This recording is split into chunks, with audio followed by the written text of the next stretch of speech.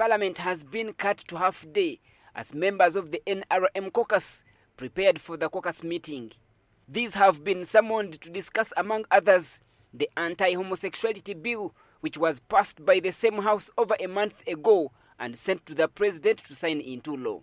This does not mean that we have to change anything from what Parliament had already legislated on. But as members, there is no law and there is no fence as to why we shouldn't reflect and also think. Because if you may realize, we would have had this interaction before the floor of Parliament. So we shall interact as a caucus, reflect more, and also mount pressure so that this law can be signed by the President, and also he hears from us what exactly people have been demanding in a rightful way.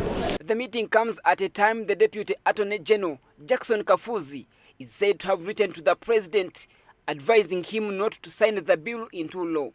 Legislators questioned the Attorney General's intentions as he was a part and parcel of the legislative process. In the NRM, in Parliament, we have competent lawyers, senior NRM lawyers. So we'll have that interaction, and if he talks about amendments, we shall question what kind of amendments do you want? And that's what it takes to be in a democratic country. We need to be guided. If Parliament is making mistakes, the Attorney General is obliged to raise those issues. If we object to his submission, there he can say, I raised this on the floor.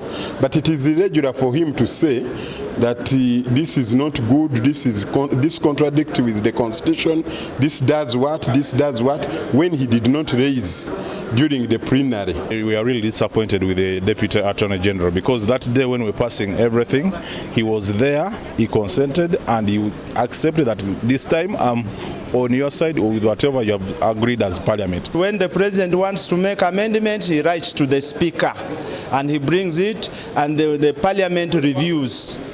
It is unfortunate that he is calling us in a caucus. It would be entire Parliament, because the law is made by NRM, DP, all the parties, all the political shades in Parliament. Meetings of this nature have at times been followed by controversial bills and motions like the removal of the presidential term limits, among others.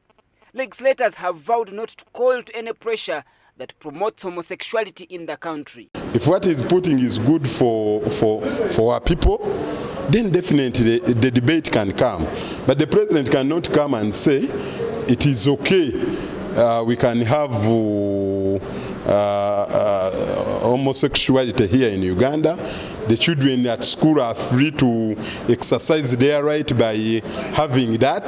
Definitely we can, some of us we can't, like myself, I can't agree with him. So by calling Parliament to again renegade on its position it took on anti-homosexuality bill would be very unfortunate, and I call upon my colleagues to reject it, and to reject it totally. The anti-homosexuality bill has stringent punishments like life imprisonment and death sentence for those caught on the wrong side of the law. The bill has since been criticized by foreigners, especially from Europe, and asked the President not to sign it into law. Ramson Muhire, Church of Uganda Family TV, News at 8.